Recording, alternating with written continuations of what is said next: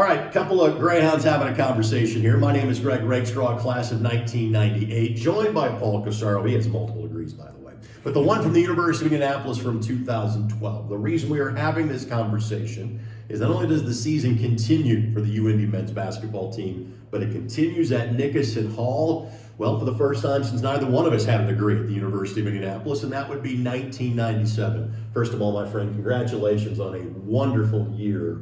Obviously, this has been a goal to host and not have to travel. When that was realized on Sunday night, what was that like for you and your team? Well, thanks, Greg. It's really, really special, obviously.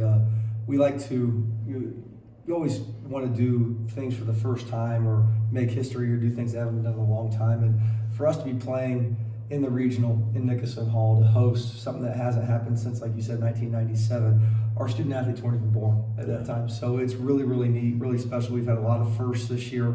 We've tied the program record with 26 wins back to 1963-64. So we just hope to keep this thing going. All right, folks, and again, I want to point out kind of an asterisk here. The tournament would have been here in 2020, and the COVID pandemic happened. So it's the first time that postseason games are being played at Nickerson Hall since 1997. Again, overall a great year. I know a little bitter taste as to kind of how it finished in terms of the last week of the regular season, semifinals of the GLVC tournament. How quickly do you kind of put that behind you, or you did let that fester a little bit with your guys to motivate them for Saturday's opening round game? A little bit of both. It's important to move on, but it's also important to address some things that need to be fixed. And, I think you learn more from losing than you do winning. And I think we had some healthy sessions over the last few days as a team, and I think the guys are ready. You're going to see a lot of familiar faces in this tournament, and obviously, right out of the bat, kind of a surprise winner of the GLVC Conference tournament in McKendree. What do you expect from the Bearcats on Saturday? Not a surprise to me. A lot of people ask me, when you head in the season, everybody's like, okay, who's, aside from you guys, who's going to be the team to beat and all that kind of stuff. And going into this season, I'll be honest with you, no disrespect to the other teams in the GLVC, the two teams I said were Southwest Baptist and McKendree, because I thought they returned some really good players, and I thought they did a nice job recruiting. Now, that's all on paper and that kind of stuff. So all year, I was like, man, I really like McKendree's roster. I have a lot of respect for them. I think George Suggs does a really good job. And they have two elite players in Bryson Boltman and Milos Vicentich, sprinkled around some other good guys that really complement them. So it wasn't a surprise to me, but they are hot. They're playing extremely well, and we're going to have to be at our best. One of the things that is unique about the team that you have is that you have 11 guys in your playing rotation, and a lot of times coaches will shorten a 9-man rotation to 7 or 8 come postseason time, but you're sitting there at double digits. How have you balanced that all year long? A really good staff, and they do a great job helping me with that throughout the game. Now we do spend some time prior to each game putting a plan in place, kind of like the NBA model. We script up to a certain point and then go off field once we reach a certain point. Every game that could be thrown out the window too via fouls or the score of the game too. So there are some asterisks to that as well, in that you'd have to be able to adapt, but that's a team effort by my staff. The other thing that you and I have talked about in previous conversations, when I saw you guys for the first time hosting Maryville in January, it was eye-popping to me how big your team was. Not from a high standpoint, you got some tall fellows on the team as well, but you have won some battles in the weight room that have put you in this place. Talk about kind of the strength and conditioning aspect to building this team and roster where you wanted it to go. Well, I think that's something that as people look to University of Indianapolis as a school, we're very fortunate. I've been at the Division II level and the Division I level, and the guy we got here, Steve Barrick, is the best I've seen at the D2 level especially, and even at the low to mid-major level. I don't think you're getting a more comprehensive program from a strength and conditioning standpoint unless you get to the high major level, and that's just based off resources and financials and that kind of stuff.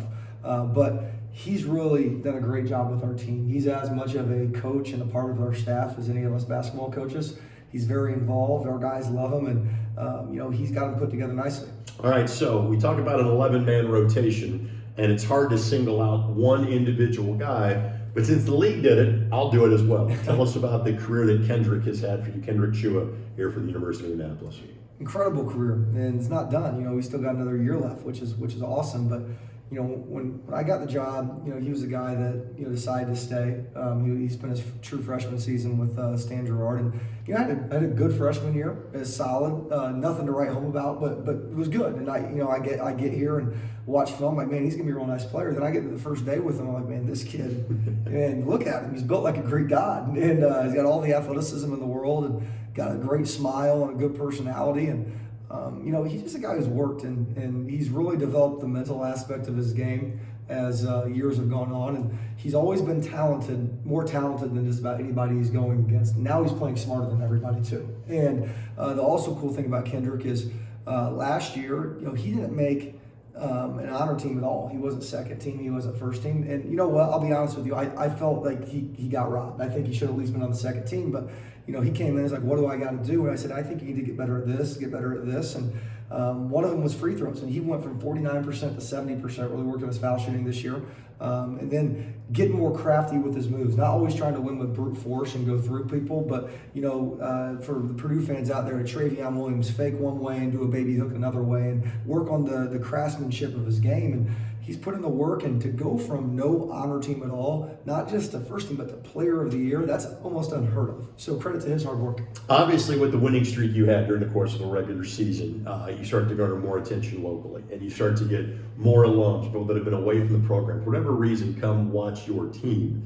Now you have this, where we can throw this phrase out. Hey, first time in 26 years that postseason basketball is here. So in theory, come Saturday and hopefully Sunday and Tuesday, you have people that haven't seen your team play all year. What do you want them to look for your basketball team this weekend?